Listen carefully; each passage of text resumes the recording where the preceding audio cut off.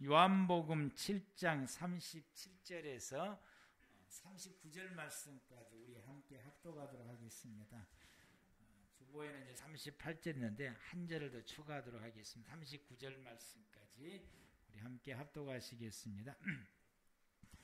명절 끝날 곧 큰 날에 예수께서 서서 외쳐 이르시되 누구든지 목마르거든 내게로 와서 마시라. 나를 믿는 자는 성경 이름과 같이 그 배에서 생수의 강이 흘러나오리라 하시니 이는 그를 믿는 자들이 받을 성령을 가리켜 말씀하신 것이라. 예수께서 아직 영광을 받지 않으셨으므로 성령이 아직 그들에게 계시지 아니하시더라. 아멘. 이 시간에는 우리 일요일 찬양단 나오셔서 하나님 앞에 찬양 올리시겠습니다.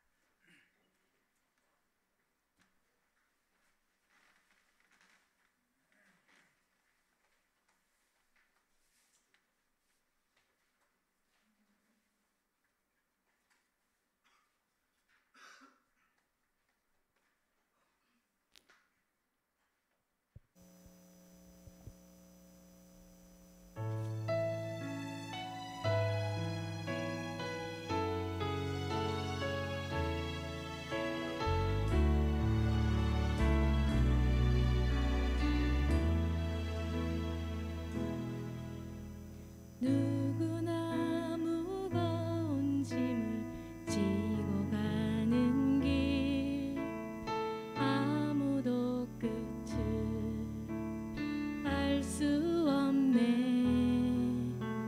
사랑의 노래는 점점 희미해지고 내일에 두려움 넘치지만 나는 오늘도 가네. 사랑의 주님이 나를 부르시기 나의 힘으로 갈 수 없네. 믿음의 길 위에 주가 예비하시니 십자가 사랑 의지하여 나는 오늘도 가네. 주의 영광 노래하리. 더 이상 난 버틸 힘이 없어도 모든 상황 끝에서 다시 설 때 알게 되리라. 크고 넓은 여호와 하나님 주의 영광 바라보리. 만군의 주 크신 나의 하나님 전능하신 주님과 동행할 때 알게 되리라.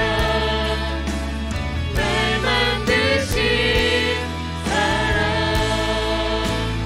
주의 영광 노래하리. 더 이상 난 버틸 힘이 없어도 모든 상황 끝에서 다시 설 때 알게 되리라. 크고 넓은 여호와 하나님 주의 영광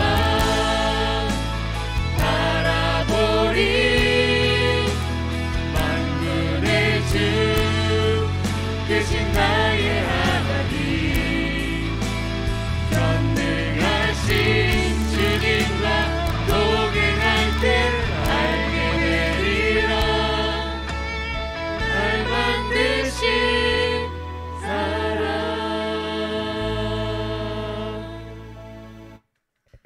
아멘. 찬양해 주셔서 참으로 감사합니다. 오늘 말씀의 제목이 내게로 와서 마시랍니다. 지난주에 레위기서 23장 36절 말씀을 근거해서 시메릿 어째레라고 하는 말씀의 제목으로 우리가 하나님의 말씀을 받았습니다. 이래 동안에 너희는 여호와께 화제를 드릴 것이요 여덟째 날에도 너희는 성회로 모여서 여호와께 화제를 드릴지니 이는 거룩한 데이라 너희는 어떤 노동도 하지 말지니라. 시메릿 어째레는 여덟 번째 날이라고 하는 것이고, 이 여덟 번째 날에도 성회로 모이고 하나님께 제사를 드리며 거룩한 날이므로 안식일처럼 지내라. 이 날의 의미가 크기 때문에 그러합니다. 이 여덟 번째 날은 모든 절기를 마치고 일상의 생활로 돌아가서 일상의 생활을 살아가는 시작의 날이기 때문에 그러합니다. 그래서 일상의 생활에 가서 계속해서 해야 될 것에 대해서 세 가지로 말씀을 하고 있는데, 그래서 시메릿 이째레는 첫 번째 주시는 말씀이 매일매일 살아가는 그 생활이 하나님의 은혜를 구하고 하나님의 은혜 속에서 살아야 된다라고 하는 것입니다. 두 번째 시메릿 어째레는 매일매일 하나님의 말씀을 읽고 듣고 그리고 그 말씀을 묵상하고 그 말씀을 부여잡고 말씀을 순종하며 말씀을 따라 살아가는 말씀의 생활이 매일같이 되어져야 된다. 그래서 이 날을 심카 토라라고 하는 히브리 말을 사용하게 됩니다. 세 번째 시메릿 어째레라고 하는 의미는 이 날로부터 시작해서 하나님께 드릴 11조를 매일같이 자기 삶 속에서 구별하면서 생활해야 된다라고 말씀하십니다. 11조를 구별해서 하나님의 것과 내 것을 구별하면서 생활하는 그 자체가 하나님을 경외하는 것이고 하나님을 경배하는 경건의 삶의 시작이고 그 자체가 경건의 삶이다라고 말하는 것입니다. 하나님의 것이 어떤 것이고 나의 것이 어떤 것이고 내가 쓸 수 있는 것이 무엇이고 하나님의 것은 하나님께 돌리면서 구분하면서 생활하는 이런 생활 자체가 바로 경건한 생활이고 이것이 바로 하나님을 경외하며 경배하는 모습이다라고 말합니다. 그래서 매일같이 이렇게 생활해야 되는 것이 일상에 돌아 이렇게 살아가는 것이다 라고 하는 것을 여덟 번째 날이라고 하는 시메릿 어째레 세 가지를 하나님께서 주시는 말씀입니다. 이 시메릿 어째레, 즉 여덟 번째 날의 초막절이 끝나는 여덟 번째 날에 예수님의 시대 때에 두 가지 사건이 일어나게 됩니다. 우리가 이제 성경을 한 장 넘겨서 요한복음 8장 1절에서 11절 말씀 가운데서 보면은 가늠하다가 현장에서 잡힌 여인을 예수님에게 데리고 와서 예수님에게 질문을 던지는 사건입니다.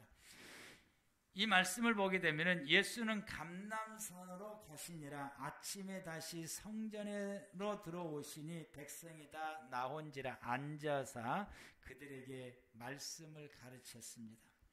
그때에 서기관과 바리새인들이 음행 중에 잡힌 여자를 끌고 와서 가운데 세우고 예수님에게 질문을 던지게 됩니다. 선생님이요, 이 여자가 간음하다가 현장에서 잡혔나이다. 모세는 율법에 이러한 여자들은 돌로 치라 말씀했습니다. 그런데 선생님은 어떻게 말씀하시겠습니까? 라고 질문을 던집니다. 그들이 이렇게 말하는 것은 예수님을 고소할 조건을 얻었다고 팁이 달려져 있습니다. 예수님의 이 말씀을 듣고서 몸을 굽혀서 손가락으로 땅에 글을 쓰십니다. 그들이 계속해서 질문을 이제 대답을 안 하시니까 글만 쓰고 계시니까 계속해서 그들이 질문을 계속해서 던지고 예수님은 어떻게 하시겠습니까? 라고 계속해서 던지게 되니까 예수님께서 일어서셔서 그들에게 하시는 말씀이 너희 중에 죄가 없는 자가 먼저 돌을 치라 이렇게 말씀했어요. 이렇게 말씀하시고 다시 이제 구부려서 손가락으로 땅에 이제 글을 쓰고 계시게 됩니다. 사람들이 이 말을 듣고서 양심의 가책을 느껴서 어른들로부터 시작해서 젊은이들까지 한 사람씩 한 사람씩 다 가고 오직 예수님과 이 여인만 남았다라고 기록되어 있습니다. 예수님께서 여자의 아무도 사람이 없는 것을 보시고 일어나서 여자에게 말하기를 너를 고발했던 사람이 다 어디 갔느냐라고 여인에게 물었을 때에 여인이 그들이 묻고 이 여인이 대답하기를 아무도 없습니다 라고 대답하게 되니까 예수님께서 이 여인에게 하는 말씀이 나도 너를 정죄하지 않는다. 가서 다시는 죄를 범하지 말라라고 말씀을 하시게 됩니다. 이 사건이 우리에게 무엇을 예수님께서 말씀하고 계시느냐라고 하는 것입니다.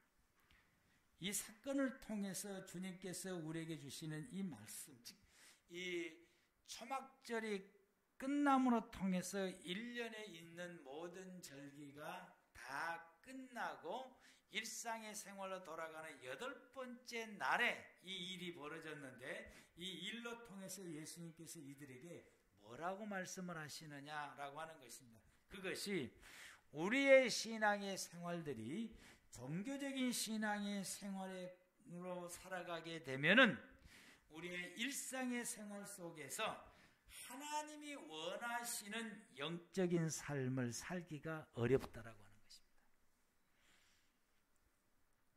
신앙생활은 종교적인 행사를 하면서 살아가는 것이 아니라 하나님이 원하시는 삶을 매일같이 살아가기 위해서 신앙생활을 하는 것이고 그것이 우리의 신앙의 생활인 것입니다. 날마다 믿음의 모든 사람들이 날마다 살아가는 그 생활은 하나님의 뜻을 따라서 하나님이 기뻐하시는 삶을 살아가는 생활을 이루어야 되는 것입니다. 우리는 매일 새벽에 예배를 드리고 그리고 주일이면 하나님 앞에 모여서 예배를 드리는 우리의 이 모든 이 교회 생활과 예배 생활과 이런 모든 생활들이 우리가 신앙의 행동들이 되고 신앙의 생활이 되지 못하고 내가 드린 예배 드리고 주일을 지키는 이 모든 것이 내게 있어서 어떤 종교적인 관점에서 우리가 행사에 그치게 된다고 한다면 내 생활은 하나님을 중심으로 하나님의 말씀을 생활하고 하나님과 더불어서 생활해가는 신앙의 영적인 생활이 잘 안 된다라고 하는 것입니다. 예를 쓰지만은 잘 안 되는 것입니다. 그래서 우리가 이 부분에 대해서 우리가 스트레스를 받게 되는 경우도 있고 또 우리의 신앙의 생활을 포기하는 경우가 있고 아니면은 그냥 교회 왔다 갔다 하는 것으로 내 신앙의 생활이 전부로 생각하게 되는데 그것이 여러분 우리가 종교 생활에 해당된다라고 하는 것입니다. 우리는 주일에 예배 드리는 우리 모든 성도들은 주일 예배를 드리고 이 교회 생활하고 기도하고 하나님 말씀을 보고 읽고 듣고 하는 이런 모든 생활들이 그렇게 했던 모든 것들이 내가 하나님의 중심으로 살아가는 영적인 삶을 살기 위해서 하는 방법 중에 하나인 것입니다. 우리가 열심히 기도하는 것은 하나님의 중심으로 살아가는 생활을 살게 하는 것이고 우리가 예배를 드리고 하나님을 찬양하고 그리고 하나님 말씀을 받고 그 말씀에 은혜되고 감동을 받는 이유는 우리 모두가 다 매일같이 살아가는 생활이 하나님과 함께 동행하며 살아가는 영적인 삶을 생활해 가기 위해서인 것입니다. 이런 생활들이 우리가 의식을 하고 노력하고 하는 것이 아니라 이것이 우리가 저절로 되어져야 됩니다. 내가 말하는 내 모든 언어의 모습이 하나님이 기뻐하실 수 있는 그런 언어의 모습을 하고 모든 사람들에게 유익과 감동을 주시는 언어가 되고 우리가 생각하는 것이나 내 마음에 하나님을 품고 생활해가고 사람들을 바라보는 내 눈이 하나님의 지극히 사랑하시는 그 사랑의 마음으로 사람들을 바라보며 내가 이 사람을 어떻게 도울까? 이 사람을 어떻게 영생을 얻게 할까? 것인가 라고 하는 이런 생각으로, 이런 마음으로 사람들을 바라보는 시각을 우리가 가지는데, 그게 억지로 함이 아니라 바라볼 때 자동적으로 그 생각이 내 속에서 품어나와야 되고, 그 눈으로 사람을 바라봐야 되고, 어떻게 이 사람에게 내가 도움이 될까, 이 사람에게 이 심히 지쳐있는 이 사람을 우리가 바라볼 때는 어떻게 이 사람을 볼 때에 내가 이 사람에게 힘을 되어줄까, 위로가 필요한 사람을 바라볼 때에 그래 네가 그렇게 사니까 너 그럴 줄 알았어, 이게 아니라 이 사람의 내가 어떤 말로 이 사람에게 위로를 주고 용기를 주고 이 사람을 이렇게 세우고 하나님의 은혜의 사람으로 되게 할까, 이런 것들이 우리의 모습 속에서 이게 묻어나와야 되는 것이고, 이렇게 풍겨져 나와야 되는 것이고, 우리 얼굴빛 가운데서 하나님의 인자한 모습이 이게 풍겨져 나와야 되는 것이고, 우리의 생활들이 저절로 하나님의 말씀에 가득 차서 말씀이 풍겨져 나오고 하나님과 함께 동행하는 삶들이 우리의 모습 속에서 저절로 이루어지는 이런 영적인 삶을 생활해 가는 것이 예수 믿는 모든 성도들의 삶이다라고 하는 것이죠. 그런 생활을 생활해 가려면은 우리가 내 이 신앙생활, 이 교회 생활, 이런 모든 생활들이 우리가 결단코 종교적인 생활에 그쳐서는 안 돼. 그러면은 그게 이루어지질 않는다. 하나님은 내 하나님이고 내가 하나님 안에 하나님과 함께 생활해가고 항상 내 눈이 주님을 바라보고 주님과 더불어 생활하는 이런 것을 우리가 예배를 통해서 추구할 때에 저와 여러분들이 이런 하나님의 중심으로 생활해가는 영적인 삶을 생활해가는 것이 저와 여러분의 삶이고, 그것을 이룰 수 있는 우리 꿈의 성도 여러분들 되시기를 축복합니다. 그래서 우리의 신앙의 생활이 종교 생활이 아니라 진짜 신앙의 생활이 되어져야 되는 것이죠. 이들의 모습 속에서, 두 번째는 이들의 이 사람들의 모습 속에서는 뭐가 없냐면은 사죄, 하나님으로부터 용서받았다고 하는 죄 사함의 확신이 이들에게는 없습니다. 여인의 뜰에서 이 7번째 날 저녁에, 초막절 7번째 날 저녁에 여인의 뜰에서 모든 이 초막절의 행사를 다 마치고 마지막 행사인 여인의 뜰에서 밤새도록 하나님을 찬양합니다. 하나님께서 나의 죄를 사하셨습니다. 하나님께서 당신의 죄를 사하셨습니다. 하나님께서 우리의 모든 사람들의 죄를 사하셨습니다. 죄 사함의 은혜에 대해서 밤새도록 찬양을 하는 데에 파트너를 바꿔가면서 이 찬양의 가사를 하면서 하나님께서는 내 죄를 용서했습니다. 하나님께서는 당신의 죄도 용서했습니다. 하나님께서는 우리 모두의 죄도 용서했습니다. 이걸 파트너를 바꿔가면서 밤새도록 찬양을 하면서 하나님의 죄 사함의 은혜를 밤새워 찬양을 했습니다. 그리고 그 다음 날 이 가늠하다가 이 잡혔던 이 현장에 이 여인을 예수님 앞에 데리고 와서 그들이 하는 말이, 모세의 법에 의하면은 이 여인은 돌로 쳐 죽이라 그랬습니다. 예수님 당신은 어떻게 이걸 판단하시겠습니까? 라고 묻게 됩니다. 예수님께서 너희 중에 죄 없는 사람이 돌을 들어서 이 여인을 치라 말씀했어요. 그랬더니 한 사람도 돌을 들어서 치는 사람이 없이 양심의 가책을 받아서 다 사라졌다라고 말합니다. 그럼 이분들이 이렇게 착한 것일까? 이게 옳은 것일까? 돌을 들어 치는 것이 옳은 것일까? 우리가 여러 가지로 생각해 볼 수가 있습니다. 이들은 이 말씀 속에서, 예수님께서 이 사건의 말씀 속에서, 이들의 모습 속에서 뭘 지금 보여주고 있느냐 하게 되면은, 하나님이 우리를, 하나님이 나의 죄를, 하나님이 너의 죄를, 하나님 우리 모든 죄를 용서하셨다라고 하는 확신이 없는 겁니다. 죄 사함의 은혜에 대해서 확신이 이들에게 없다라고 하는 거죠. 그들은 이 마지막 날 저녁, 7번째 저녁의 마지막 날 저녁에 하나님을 찬양할 때 죄 사함의 확신의 찬양을 드린 것입니다. 하나님께서는 내 죄를 용서했습니다. 당신의 죄를 용서했습니다. 우리 모든 죄를 용서했습니다. 그래서 하나님께서 우리 모두의 죄를 용서하셨다고 그들이 찬양하고 고백했다고 한다면, 현장에서 가늠하다 잡힌 이 여인을 바라볼 때에 모세법에 의해서 이 사람을 정죄해야 돼, 이 사람은 돌로 쳐 죽여야 돼, 이 사람은 죄 때문에 죽어야 되라고 말하고 예수님 앞에 와서 고소할 것이 아니라, 하나님께서 내 죄를 용서하셨듯이 너의 죄도 용서했다라고 하는 개념이, 이 여인의 죄도 하나님이 용서했다고 그들이 믿고 확신한다고 한다면, 이 여인을 향해서 너가 참으로 하나님 앞에 씻을 수 없는 죄를 지었지만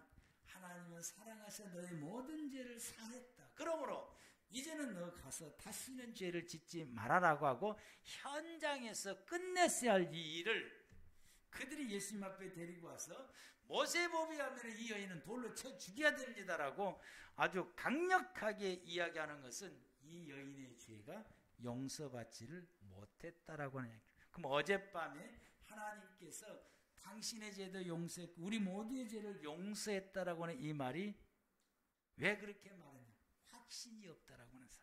죄 사함에 확신이 없는 모습을 여기에서 드러내게 되는 것입니다. 그리고 이 사람들이 두 번째로는 이 사람들에게 예수님께서 하신 말씀이 너희 중에 죄 없는 사람이 돌을 들어서 이 여인을 치라 말씀을 했어요. 그럼 이 말씀 속에 이들이 다 돌을 놓고 다 도망갔다라 다 갔다라고 하는 이 말씀 속에서는 자기의 죄도 죄 사함을 받았다고 하는 확신이 없다라고 하는 걸 드러내는 것입니다. 내 죄도 하나님께서 다 용서하셨고 내가 죄 사함을 입었다라고 하는 것은 죄가 없다라는 이야기고, 그렇게 되면은 예수님이 말씀하시는 대로 돌을 들어서 이 여인을 치는 것이 맞습니다.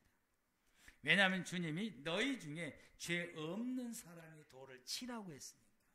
그런데 여기에서는 어른부터 시작해서 어린아이까지 양심의 가책을 봐서 다 이 여인을 돌 치지 않고 돌아갔다라고 하는 것은 그건 뭘 증명하느냐? 본인들도 하나님으로부터서 자신의 죄가 용서받았다고는 확신이 없는 거예요. 어제 밤새도록 하나님이 나의 죄를 용서했다고 고백하며 찬양했는데 그게 그 다음날 돌아와서는 이게 안 됐다라고 하는 것은 확신이 없다라고 하는 말씀인 것입니다. 죄 사함에 대한 믿음이 없다라고 하는 이야기인 것입니다. 여러분들은 어떻습니까? 예수님께서 우리의 모든 죄를 십자가에서 대속하셨고 누구든지 믿는 사람은 그 모든 죄가 사해진다라고 말합니다. 회개하고 예수님의 대속하심을 믿으면 그 모든 죄가 다 사해지고 없어지게 되고 하나님이 우리를 향해서 죄 없다고 말씀하시고 의인이다라고 말씀을 하신다라고 하는 것입니다. 이렇게 말씀을 전하면 모든 성도들이 아멘 아멘 아멘 아멘 합니다. 그 다음에 질문을 던집니다. 그러면 오늘 저녁에 천국 갈 자신이 있습니까? 오늘 저녁에 죽게 되면 천국 갈 자신이 있습니까? 그럼 모두가 다 글쎄요라고 대답을 해요. 대부분 사람들이 글쎄요, 글쎄요, 이게 잘 모르겠다는 이야기인 것이에요. 그건 무슨 말이냐? 확신이 없다는 이야기인 것이에요. 예수님의 피로 내 죄의 사함을 받았다는 확신이 없다는 이야기인 것이에요. 이게 확신이 서면은 하나님이 오늘 밤 나를 데려가도 난 천국 갈 수 있다라고 하는 거에 확신이 와야 되는 것입니다. 이게 이스라엘 사람들만 본문하고 이스라엘 사람들은 그러냐? 우리 자신도 마찬가지였고 여러분들은 어떤지를 모르겠어요. 우리 스스로가 우리 자신들을 자문해 봐야 될 것입니다. 대다수 사람들이 아직은 멀었는데요 라고 말하는 사람들이, 이렇게 생각하는 사람들은 내 자신이 예수의 피로 죄사함을 받았다고는 확신을 갖지를 못한다라고 하는 것입니다. 근데 성경은 우리에게 분명하게 말씀하시기를 예수님의 죽으심을 통해서 우리가 죄사함을 받았음을 성경으로 분명하게 말씀하시고 있습니다. 우리는 분명하게 말씀하신 이 말씀을 부여잡고 우리는 예수님을 통해서 죄 사함을 받았음을 고백하는 저와 여러분들 되기를 바랍니다. 로마서 3장 23절 말씀에 모든 사람이 죄를 범하였음에 하나님의 영광에 이르지 못하더니 그리스도 예수 안에 있는 성령으로 말미암아 십자가에서 예수님이 죽으심으로 말미암아 하나님의 은혜로 값없이 의롭다 하심을 얻은 자 되었느니라. 25절에 이 예수를 하나님이 그의 피로써 믿음으로 말미암은 화목제물을 세우셨으니 이는 하나님께서 길이 참으신 중에 전에 지은 죄를 관과하심으로 용서하심으로 자기의 의로움을 나타내려 하시며 하나님이 의로우신 하나님으로서 우리를 예수 그리스도의 피로 우리의 모든 죄를 사하여 주심으로 우리에게 하나님의 의를 드러냈다라고 말씀하십니다.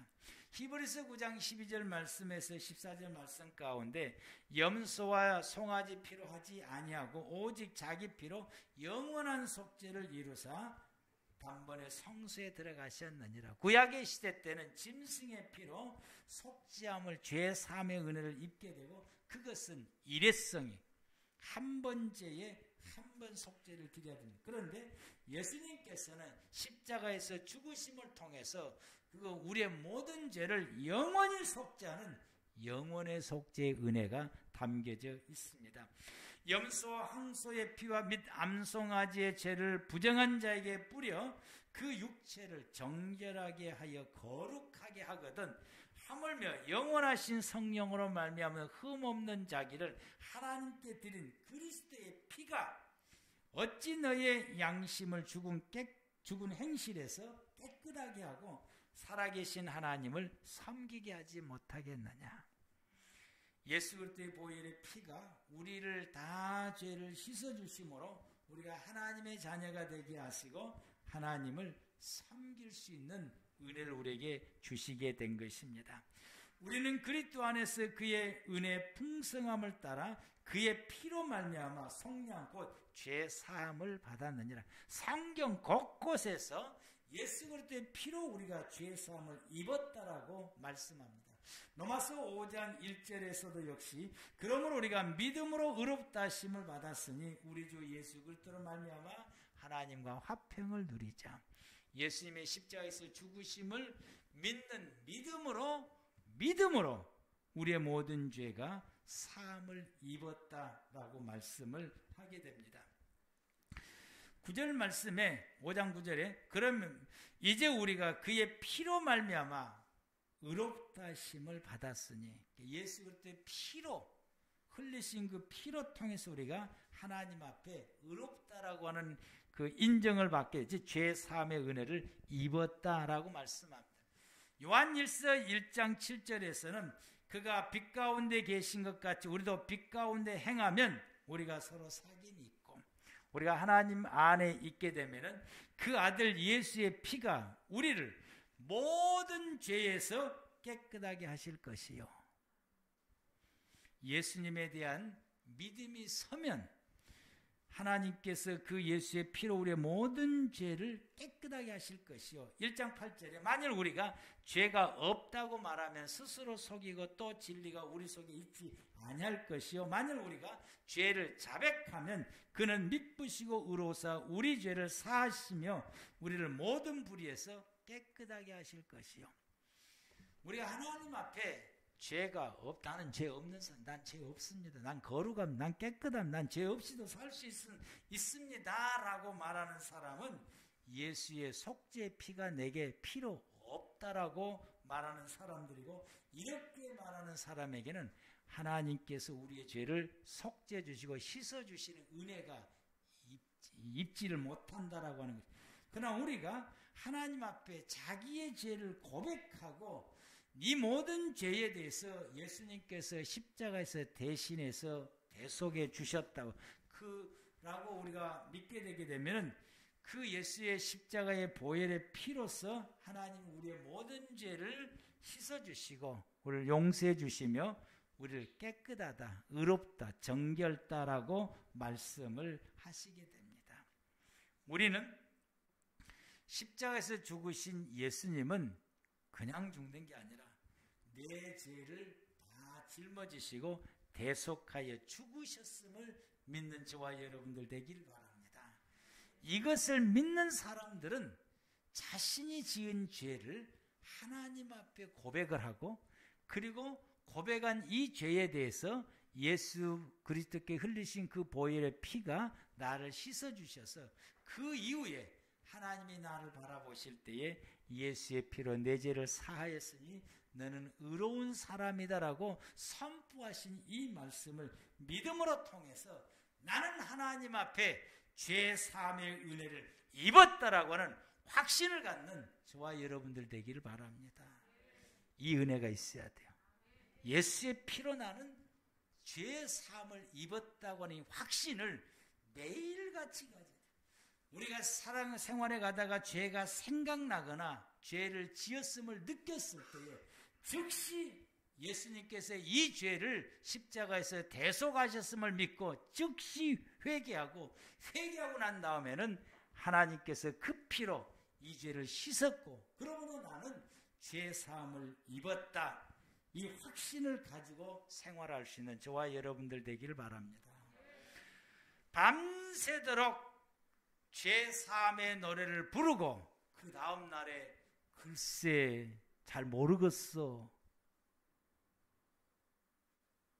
우리가 주일날 예배를 아주 은혜롭게 잘 드리고 예수의 그 죄 사함의 은혜를 우리가 입었다고 말씀을 전할 때 아멘 아멘 하고 예배당을 나갔을 때는 누가 질문하면은 글쎄 나 잘 모르겠어. 이런 성도는 오늘 본문에 나오는 이 유대 백성들과 똑같은 거예요. 초막절을 지키고 나와서 밤새도록 이 사제 은총의 찬양을 날이 새도록 부르고 그 다음날 글쎄 잘 모르겠어.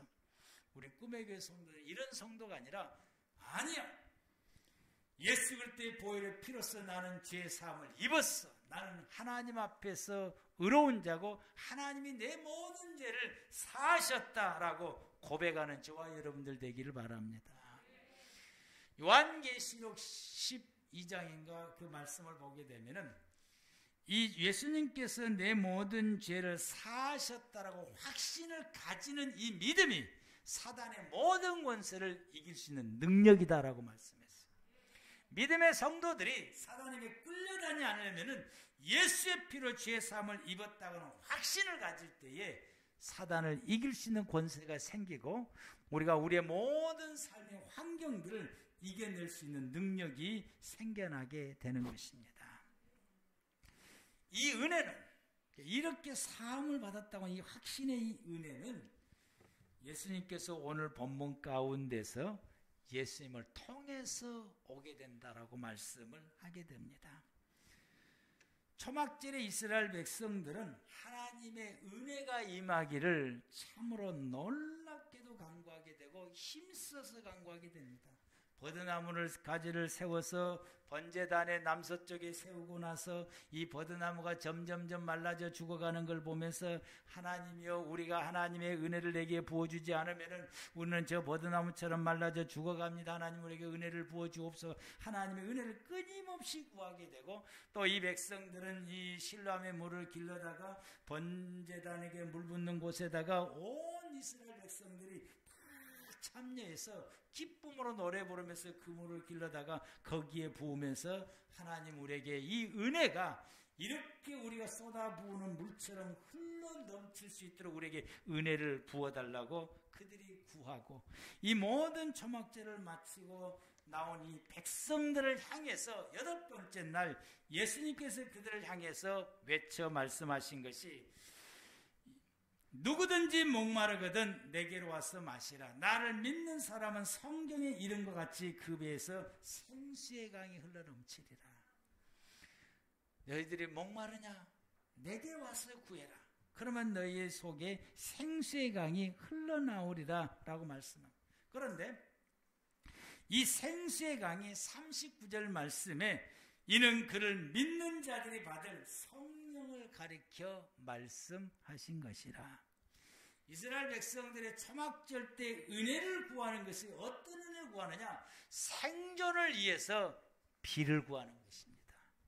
비가 와야 그들이 농사를 짓게 되고 그 농사를 지어야 그들이 생존할 수가 있기 때문에 그런 생존을 위해서 하나님의 은혜를 구하게 된 것입니다.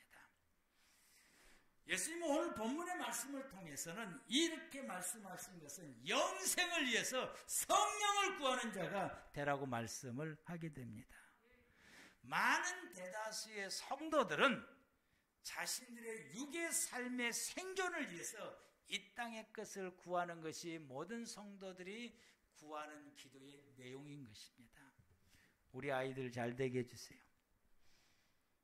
자녀들 위해서 기도할 때에 우리 아이가 하나님의 중심으로 살아감으로 영생 얻을 수 있는 자가 되게 하옵소서라고 하는 기도가 아니라 우리 아이들 건강을 지켜주시고 우리 아들 공부 잘하게 하시고 이번에 수능 이제 시험 보는데 시험도 잘 보게 하시고 대학 들은 대학에 좋은 대학 가게 되도록 기도하시고 또 우리 아이들이 또 이게 결혼하게 되면 자녀들 잘 낳기 위해서 또 건강 달라고 기도하시고 좋은 데 취직하게 해달라고 기도하고 그걸 기도하지 말라는 것이 아니라 이런 기도만 드리는 이 기도가 무슨 기도냐? 생존을 위한 이스라엘 백성들이 은혜의 비를 구하는 것과 같다라고 하는 것이죠.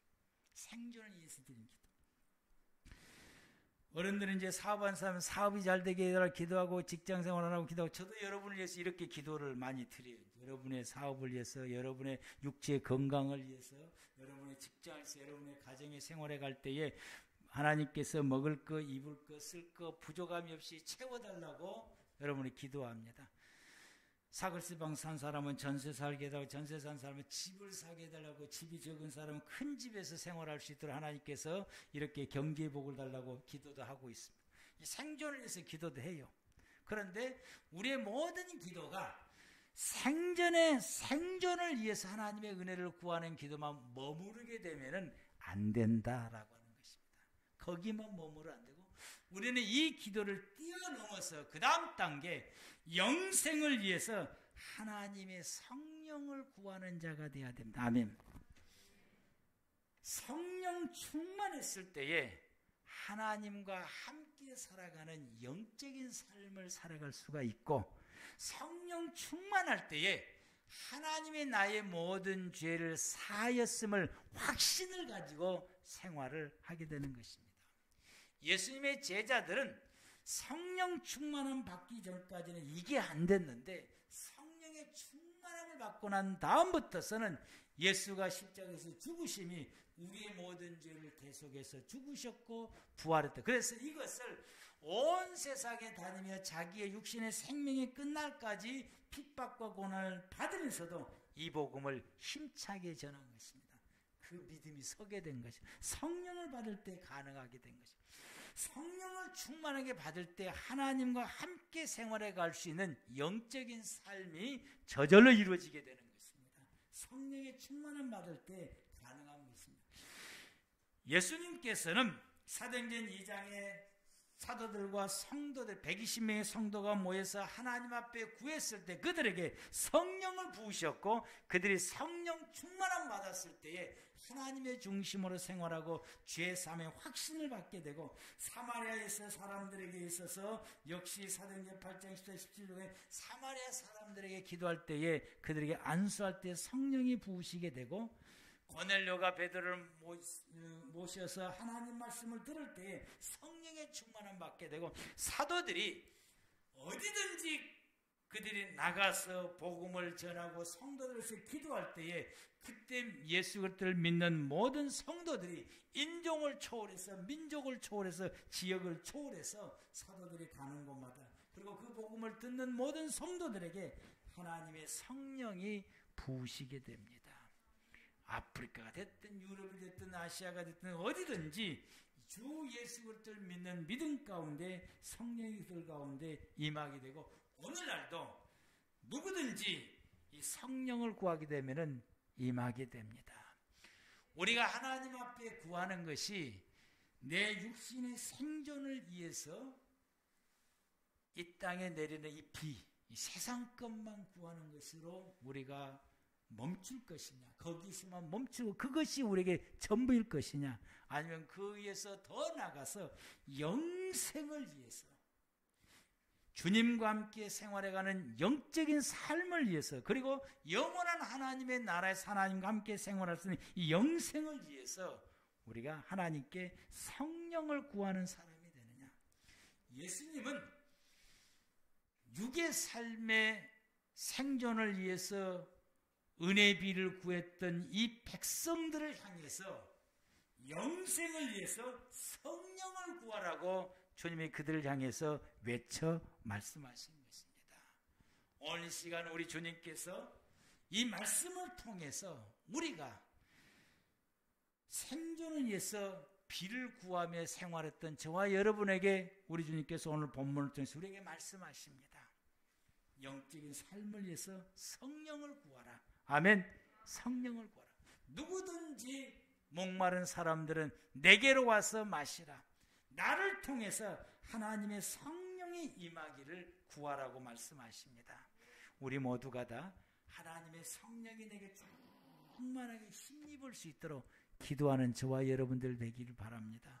이게 이루어질 때에, 이 성령이 충만한 삶이 이루어질 때에 우리의 생활은 하나님이 기뻐하시는 종교 생활이 아니라 영적인 삶을 살아갈 수 있어요. 하나님이 기뻐하시는 삶을 생활할 수 있게 되고, 우리는 이렇게 됐을 때에 사람들을 바라볼 때, 죄를 짓는 사람을 바라볼 때에 저 사람은 저 때문에 벌을 받아야 돼, 이게 아니고, 사람들이 바라볼 때 저 사람은 뭔 죄를 지어서 저렇게 벌을 받을까, 이런 생각이 드는 것이 아니라 저분은 예수 그리스도의 대속의 은혜로 죄사함을 입어서 새로운 삶, 회복한 삶을 살아야 돼.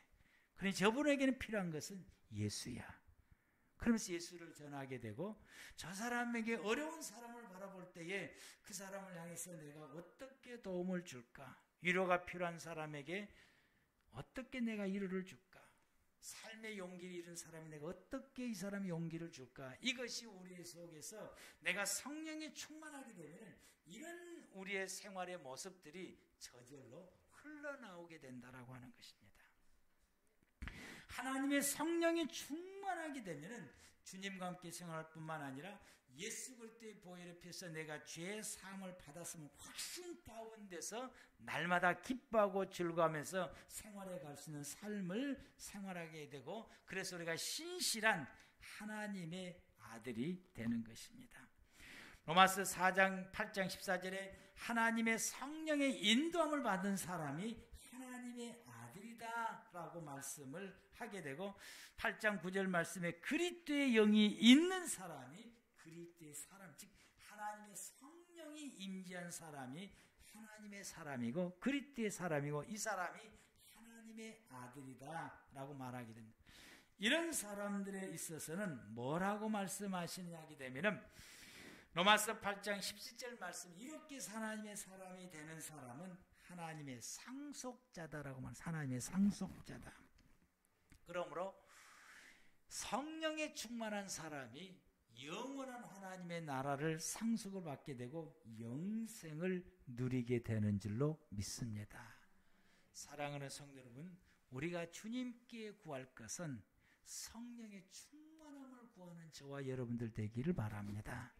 성령이 충만하게 되면 막혔던 것이 풀어지게 되고, 안 이루어진 것이 이루어지게 되고, 경제적인 복도 하나님께서 부으시게 되고 채우시는 역사가 임하게 됩니다. 기도하시겠습니다.